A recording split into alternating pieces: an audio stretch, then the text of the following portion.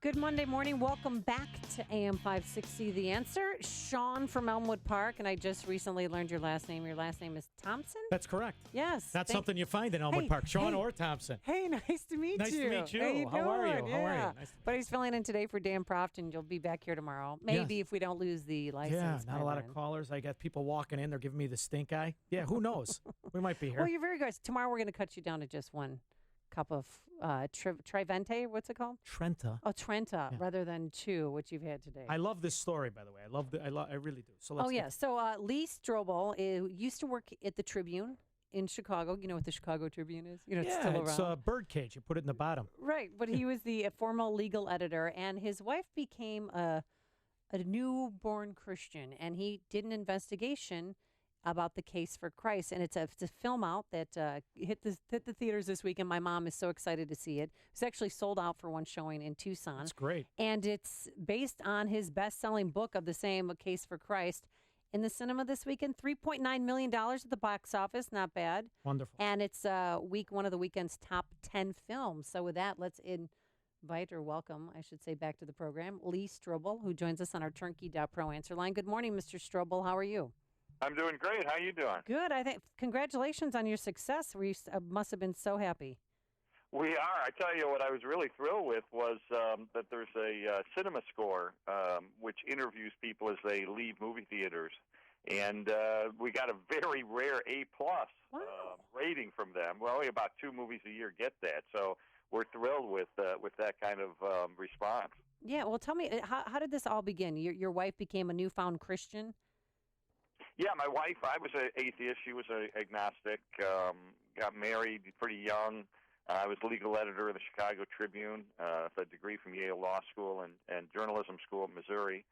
And she became a Christian based on a friend who had invited her to church, out of Willow Creek Church. And I thought that was the worst possible news I could get as an atheist. Thought she was going to turn into some holy roller or something.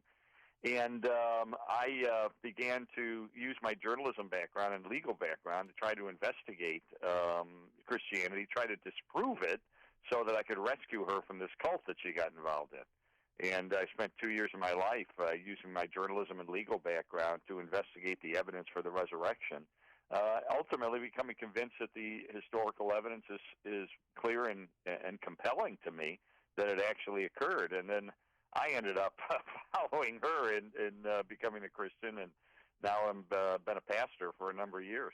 Now, how hard was it for you to get this movie made? I'm always fascinated by the Hollywood stories of how they run from religious-oriented movies. So did you face any of that? It's so funny because I got a phone call. The book, The Case for Christ, came out almost 20 years ago. And I got a phone call about 18 months ago, 2 of them in the same week from 2 different motion picture studios asking me if they could make movies out of my book. Wow. So I don't know what precipitated it, to be honest. Well, Jesus might be cool again. Well, it might be being religious might be acceptable again. Well, if you notice, all they're doing is remaking old movies, for God's sakes. They're running out of stuff. So this is the best thing. This is the best thing for religious people. Really, this is great that this happened. I think, because the book had sold so many copies, probably about 7-8 million copies, that they figured there was a base of people that were familiar with it, and I think making it into a compelling love story. It's really a love story between my wife and I, and the disruption in our marriage, the turbulent era of our marriage, and also the spiritual investigation, also a detective story. So we were able to combine it, even though it's based on a true story.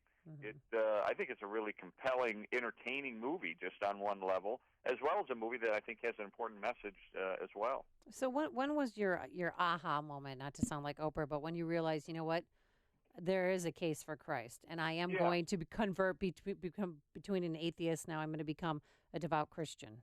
Yeah, November the 8th of 1981, after 2 years of looking at the evidence, and I realized that there are 9 ancient sources inside and outside the New Testament confirming and corroborating the conviction of the disciples that they encountered the resurrected Jesus. That's a lot of historical data. When you consider most of what we know from ancient history, we know from 1 or 2 sources. But that really struck me at that moment that, in light of that avalanche of historical data, I realized it would take more faith to maintain my atheism than to become a Christian. I like that a lot. See, now where how do you categorize yourself other than you just categorize yourself as Christian? Because I was born in Catholicism, and I always had a problem with Catholicism. You know, the idea that I owe God 10%, he's mad at me, and I can only square up with him in certain places. I didn't like any of that, but I always believed in God. So I refer to myself as a deist. But at what point did you? How do you categorize yourself other than Christian? I suppose you'd call me an evangelical.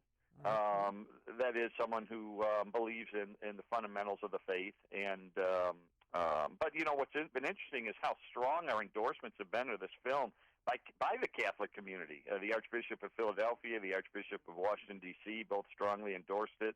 Got a lot of strong Catholic support for the film as well, which has been I think unifying because you know all Christian denominations certainly rally around the resurrection as being the linchpin of the Christian faith. If it's not true, then you know even the scriptures say you're free to walk away from it. So everything is built on that, and it's something I think all Christians can agree in. So you wrote the book Case for Christ 20 years ago. Then you were approached to turn it into a film. Did you have any creative authority or any say when they were creating the film and what cast members that they chose? Well, it's interesting, you know, because this is new to me, and I went into it thinking, well, of course, you know, since they're going to tell my story, I should certainly have veto power, right? Well, unfortunately, no, because what happens is these motion picture studios get people to invest millions of dollars to fund the film, and it's not like at the last minute I could say, nah, never mind, I don't like it, and pull the plug, and everybody lose all their money. So you don't have that kind of control. But the one control I did have was that I put into the contract that the movie must be written by Brian Bird. And Brian Bird is a great screenwriter. He's written 17 films. He's also a very good friend of mine. And I knew that he would tell my story honestly and authentically, and you know, with respect, which he did. And so it's a film that doesn't hide the ugliness of our story. It doesn't hide my life before I was a Christian, which was not a pretty life. But we're honest about that. But at least it's an authentic portrayal of what took place. So you couldn't get Brad Pitt to play you, which I know is the one you were pulling for, right? I wanted to get Jack Black. I thought he would have been perfect to play. Well, did you like the depiction of yourself in the film?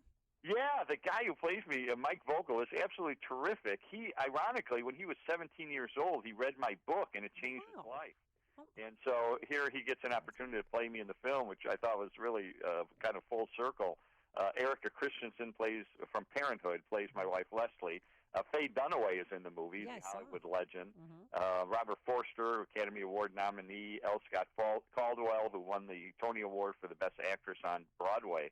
So it's a great cast and a great script and great direction by John Gunn.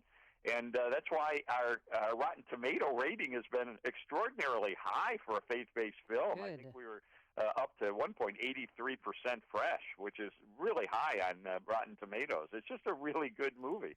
And it's great because they're expanding the Case for Christ to approximately 1,600 other theaters nationwide to accommodate all those people who want to see it. And I can't wait to see the film. And thank you so much, Lee Strobel, for all that you do. And thank you for taking time out this morning to join us. We appreciate it.